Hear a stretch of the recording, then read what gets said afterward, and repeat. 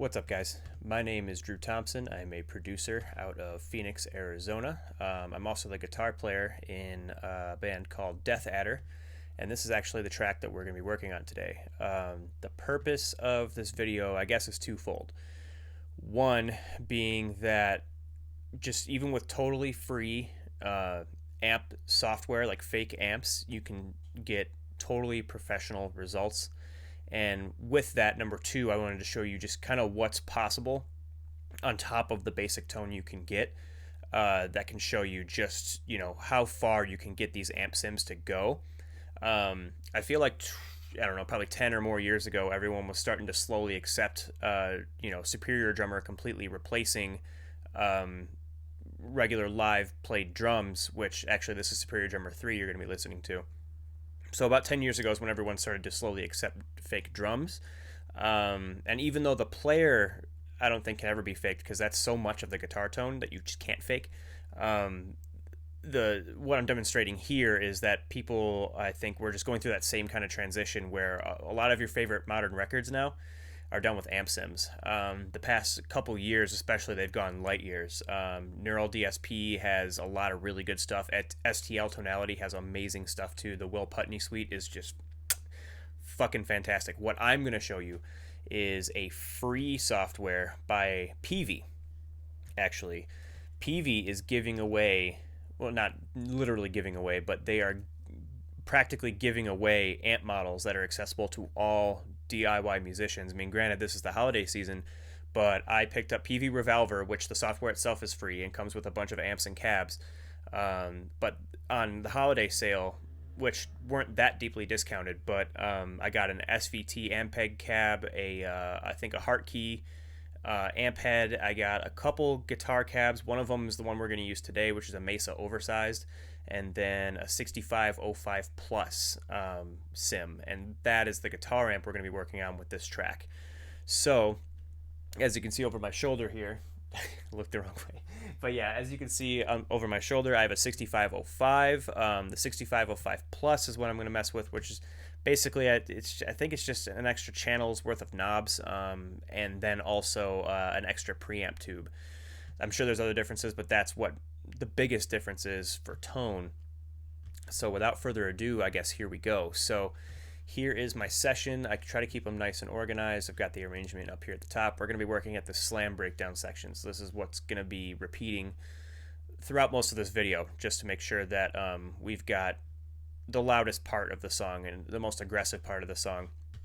And I've got stuff like snare bombs and all that, but so I've got the drums here, got them all frozen so that they don't eat up any CPU room for the processing. The bass is right here. I've got it split into a low and a high, or the grit track, which I add distortion to make it blend with the guitars.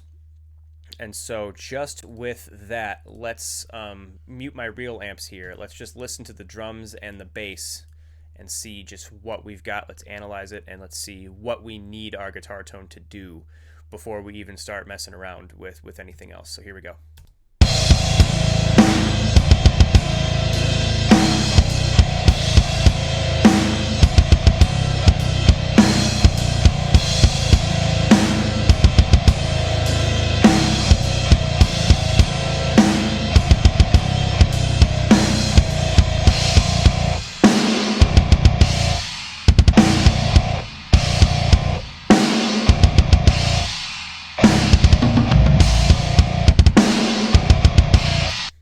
So we've got the bass filling out the sub-lows.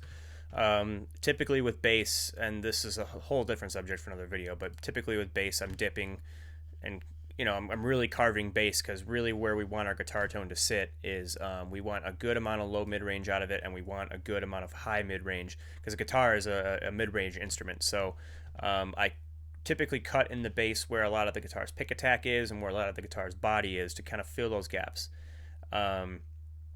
We've also got a lot of cymbals going on. Well, not a lot of cymbals, but frequency spectrum wise, we've got a lot of cymbals going on, so we don't want the guitars to be living up in that space and making it really, and clouding the cymbals and having them fight for that. But we also don't want the low end of the guitars fight with the bass guitar. So I'll show you how we're gonna just kind of craft a tone, and how this is relevant to the more DIY musicians who are gonna record their stuff and send it off to mix, which is the most common thing I'm starting to see nowadays.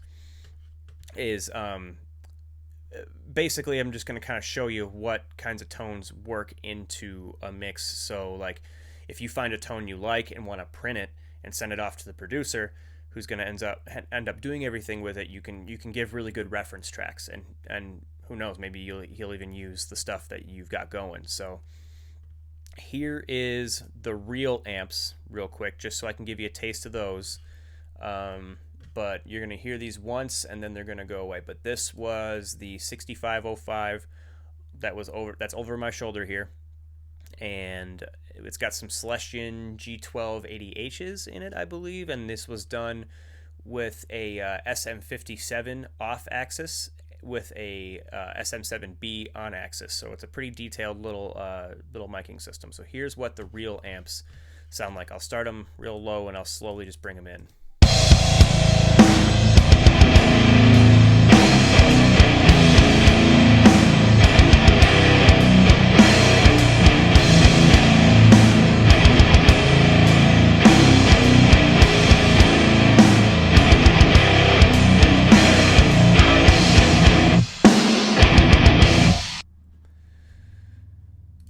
Sounding pretty good. Like I said, I really don't plan to, I don't even necessarily want to recreate these exact tones basically, but just to give you a reference. So those are what the real amps are. Now we're going to go here to the DIs, and so these are the direct input guitar signals. So it's just the performance, no amps, no cabs, no nothing. And we're going to see what we can get out of these with PV Revolver. And so, without further ado there, let's go ahead and just dive right in. So, first, let's solo this DI track right here. We're just going to have it down the middle. It's not going to be panned for now. This is just so we can get our basic tone here. So, PV Revolver 4. And again, this is free.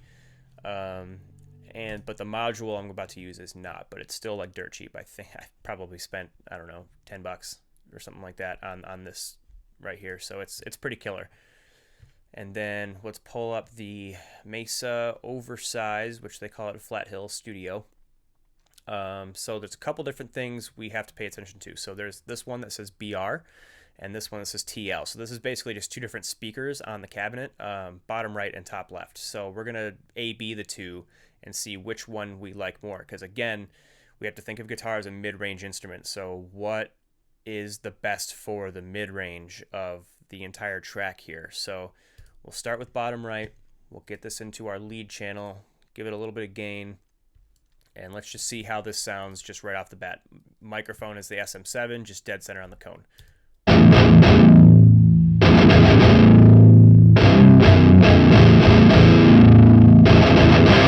So obviously this needs more distortion and EQ and tweaking. We're going to get to all that. But what I'm listening for right now is the body, and I want to listen to especially the pick attack. I want to hear that pick really cut. And so let's listen to the top left now.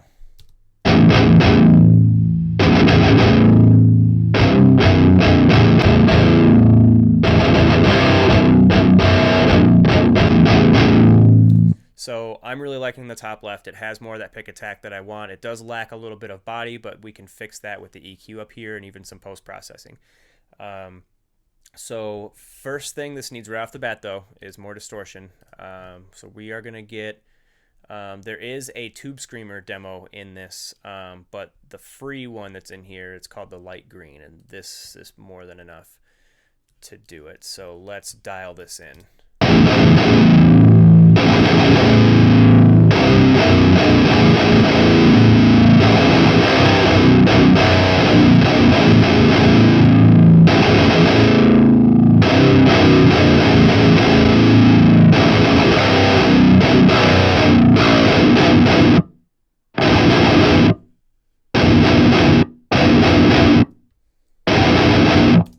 I'm liking it about there.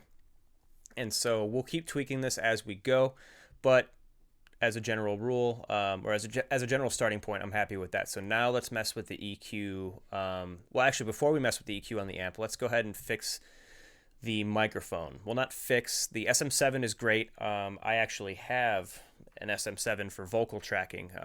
Dustin, you might, I think I'll show you some vocals on this track. Were recorded with an SM7B. So I'm a definite fan of the SM7, don't get me wrong. But for guitar cabs, I like the SM57, which is, it's got that upper mid-range bite. Again, that's what I'm looking for. So let's hear that difference.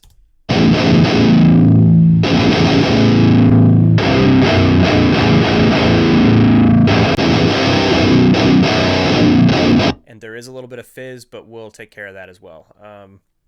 So now Peavy even went into as much detail as to put the positions for the mic to move the microphone around. And so this is another part that I really would like to emphasize with people is the player and the amp are as important as the cabinet. Your cabinet, and even just where the microphone is, what the microphone is, and where it's placed can just totally radically change the sound. So I think it was right here originally. So let's just go ahead and go around here and see which mic sounds the best. And again, I'm listening for clarity. I'm listening for the mid-range. I'm not wanting it to sound too distant. I also don't want it to sound too harsh and in your face, which is my opinion of where we're at right now. And so let's just see what we can get.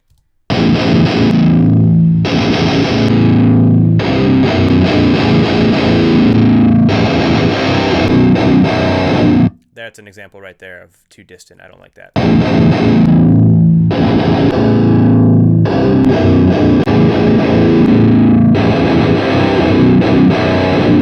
And that sounds really honky and weird. I'm not a fan of that either.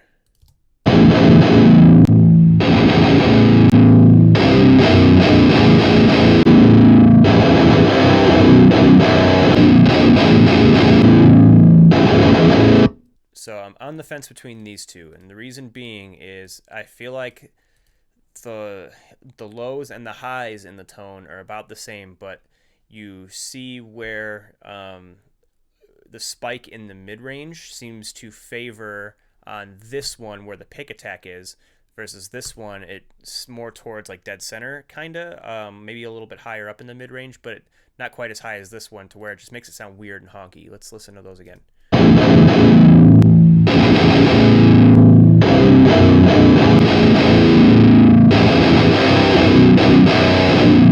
So that bite's pretty good. So let's move on to dialing in the actual knobs on the amp now.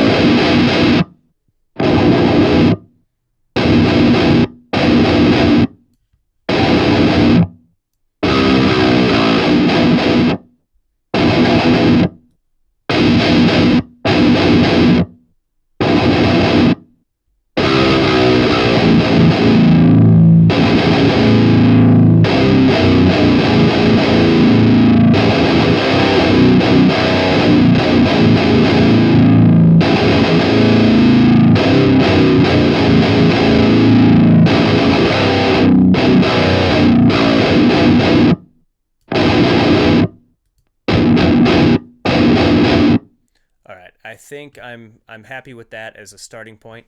So now what we'll do is let's copy this track or this plugin over to all of our guitar tracks. And I do have an EQ on the center track. That's more of an effect. I'll show you that later. But for now, let's focus on the main track. So I have 4 main guitar tracks, a main and a quad for left, and a main and a quad for the right. So these are quad track guitars. So I just wanted that wall of sound. And what you're going to hear now, just pay attention to the guitar tone, not only the guitar tone that we have, I'm slowly going to bring it up, but I also want you to pay attention to how much the kick drum and the bass guitar have an effect on the guitar tone as well, just without even processing any EQ or anything like that. This is about the point where I would expect you guys would get to if you don't have a full-fledged DAW like this, like Logic Pro, like a lot of you guys are working in GarageBand, or Reaper is the exception. This is why I recommend Reaper, because there's a whole rabbit hole in plugins that are stock that you can dive into. They're fucking great. But for now, here we go with that though. Just again, pay attention to how the bass drum really just launches the guitar notes out when with the strumming, and then the bass guitar is doing exactly what the guitars are doing in this instance. So it really just fills out that low end and you know, just makes it really punch. So let's hear this.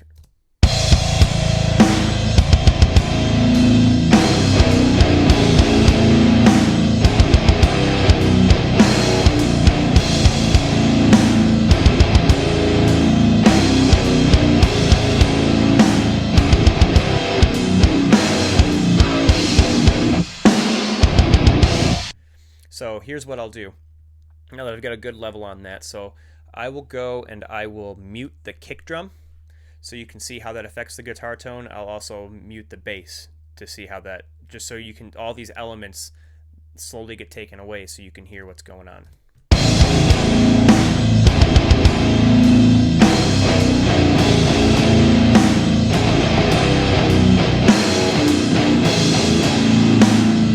So this is without bass guitar, without kick drum.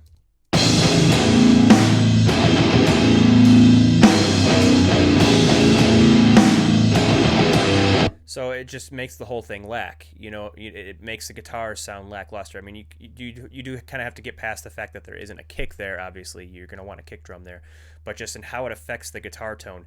Now just listen to how, as I bring the kick drum back in and as I bring the bass guitar back in, everything just seems to pump out of the speakers more, and it's way more in your face. So check this out.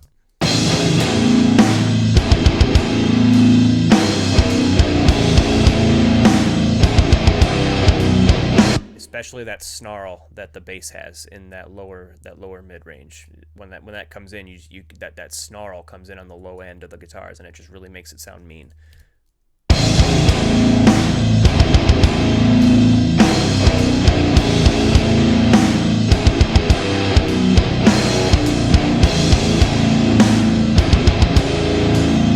So that's sounding pretty good, right?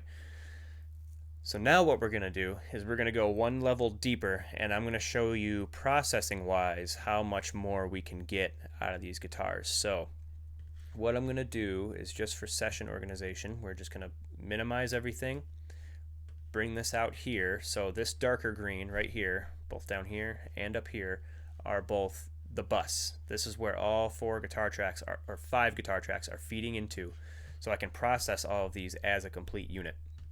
The reason I didn't just put the PV amp sim here on the bus is because you have 4 different things going on at once. The algorithms are going to get all screwed up, and it's not going to sound good. So just each guitar track gets its own individual one. Just a quick note there. So we're going to start by pulling up an EQ. So what I'm hearing is a lot of low-end nastiness I want to get rid of. There's also a lot of high-end fizz, because remember, we talked about this earlier. We want the bass to occupy down here and the bass drum, and then we also want the cymbals to live up here, which leaves the guitar to be just basically broadband noise throughout this whole section here. So let's take this free amp sim and make it sound bitchin'.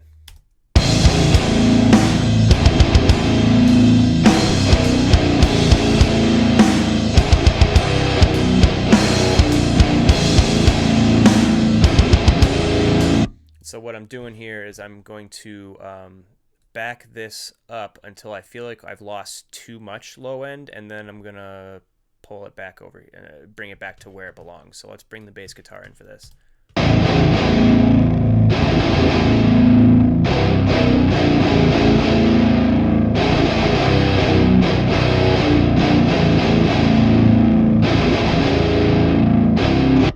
That feels good.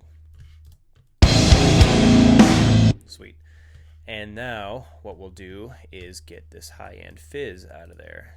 So pay attention to how much more clarity you get both in the guitar tone and out of the cymbals as I dial this in.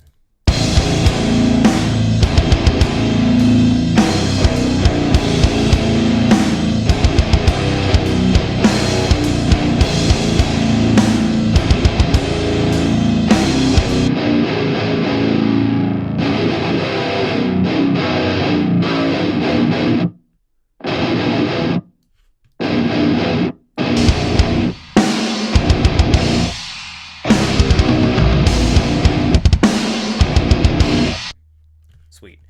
So now time to do some more surgical stuff. And so one big thing I'm noticing is I'm hearing a little bit of warble down here where you get the cabinet resonances. When you mic real guitars, you get weird resonances down here, and that's basically where just like the low mid frequencies are bouncing around the cabinet off of whatever surroundings are in the room and whatever weaknesses the mic has. And so that's where that's how much detail PV actually went into with these amp sims to really give you an idea. You even face the same problems that you face with real distorted guitars, which is really cool. So let's try to get rid of that low end stuff here. So listen real close to this, the low part of the guitar.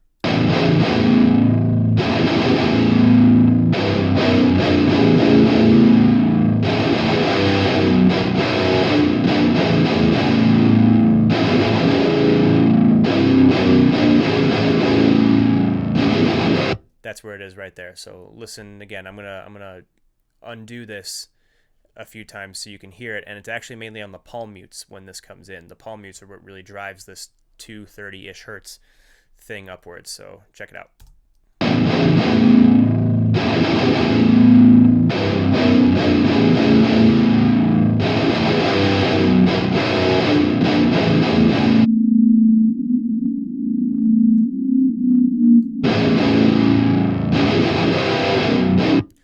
So yeah, it even spiked up a little bit right there. So let's definitely get rid of this, but we don't want to totally neuter our guitar tone either. That is a very common mistake, is people like to just overdo that and completely screw their guitar tones up. So what we're going to do is actually make a dynamic EQ right here. And what this will do is when that annoying frequency gets past a certain amount, then the EQ is going to start to duck it down instead of just ducking it down constantly.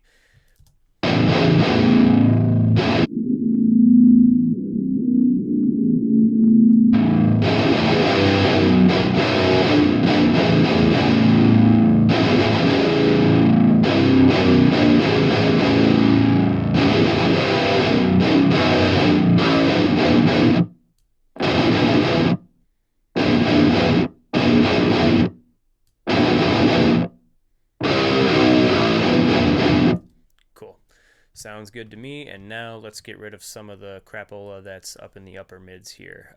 The pick attack is usually right around here, but there are almost always these little notched frequencies up here that we are just going to have to take out.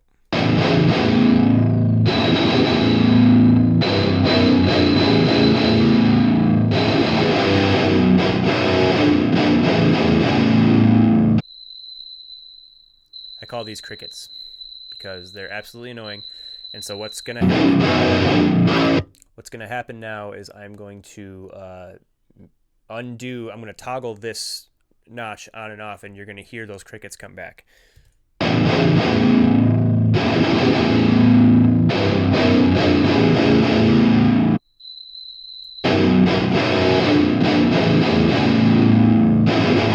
So that again is just the kind of detail these amp sims are getting into now, because these are problems you're going to have on real amps. And so there's a couple, maybe one or two more I want to get rid of. So let me just go ahead and just get those real fast. This needs more of a cue on it. There we go. Yeah, let's check it out.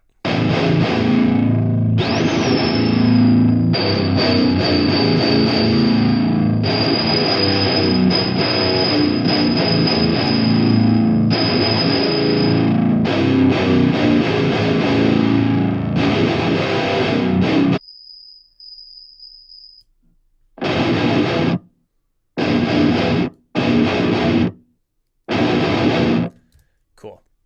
And so now with that annoying stuff out of the way, let's hear how everything sounds in context with the mix again.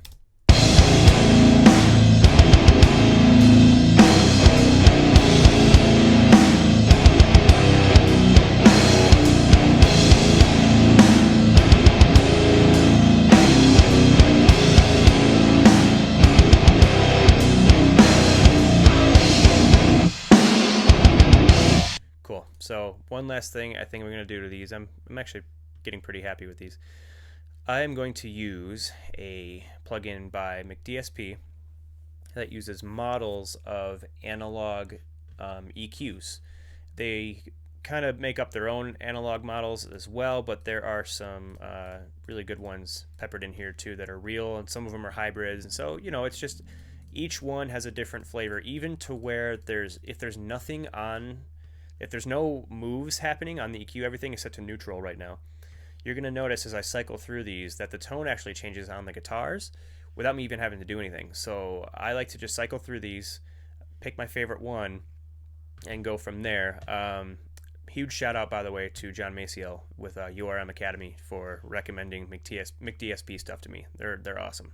They're words can't even describe. I love this EQ. It's on like every single mix.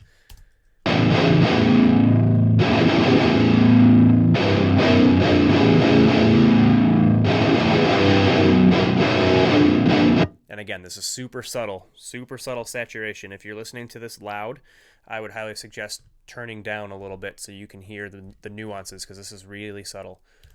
Kind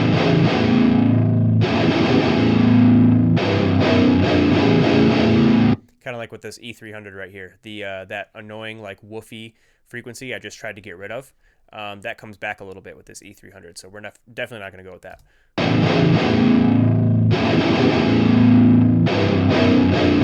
That one too.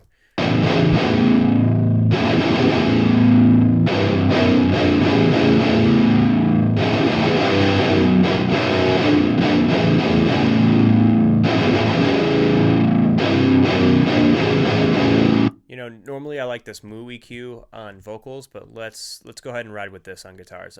What I want more of is more pick attack. I want more clarity. I want the guitars to cut a little bit better. And again, people make the mistake of looking towards the highs, the treble, to make guitars cut. But it's a mid-range instrument, so we want the upper mids. So let's see what we can get. Let's see if we can find the pick attack frequency and sweep around here.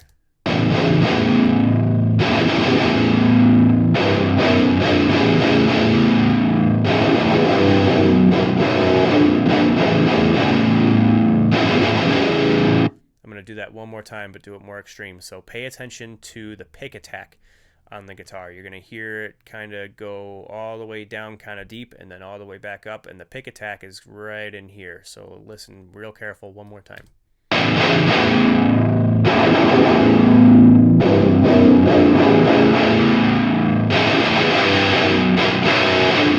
But obviously that's way too much added to the signal. So let's see what works.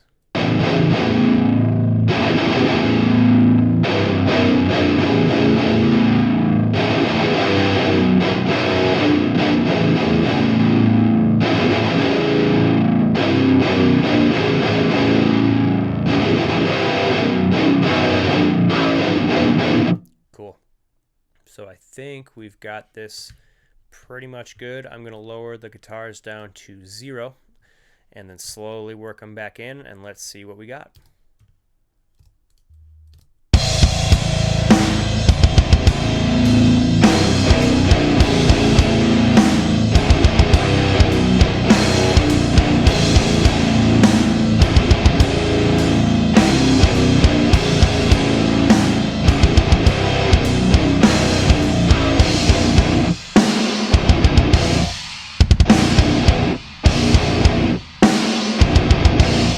Cool.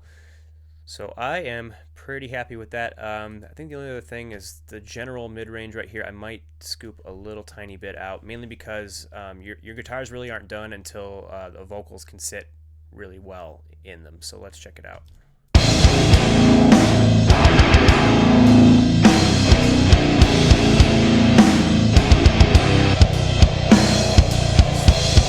Just that quacky part right here.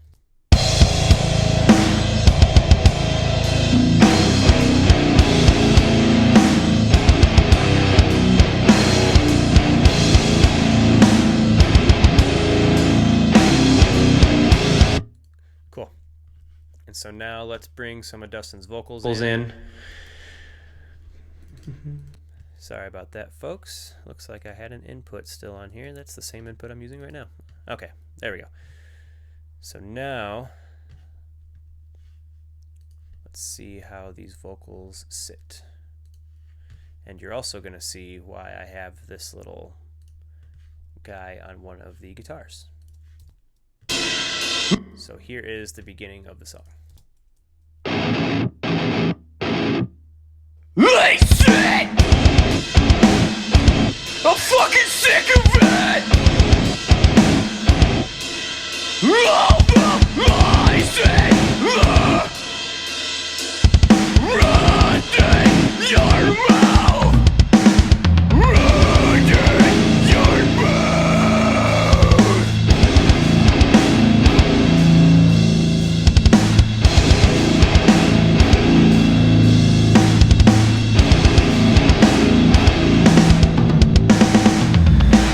Things that you thought you could do to me, I blow away and turn into dust.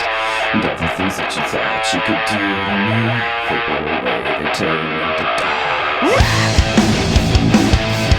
I love that. And so, one last thing. This is more of a little bonus tip. So that telephone kind of guitar I've got going on right here. That's all right. Just focusing on the pick and attack, and then just getting the voice out. Pretty cool. So I think that pretty much sums it up. So to wrap up, two main takeaways I want home musicians to get out of this video. For one, amp sims have gotten really, really, really close to real amps, and you shouldn't shy away from them. Don't be afraid of them. Embrace it. A lot of the new records you're listening to now have fake guitar amps on them, and you just can't even tell. The second takeaway is that you can, for super cheap, get ridiculously good tones that are totally usable in a mix. And by no means am I saying I'm the greatest mixer in the world, but because the drums do need some work and the bass isn't perfect and blah blah blah. But I demonstrated the point, I think, well enough here to where you can get it. And so I think that pretty much wraps it up. Go ahead and like, subscribe, share, hit me up on Facebook. I'm pretty much an open book. Whatever stuff you want to ask me, go ahead.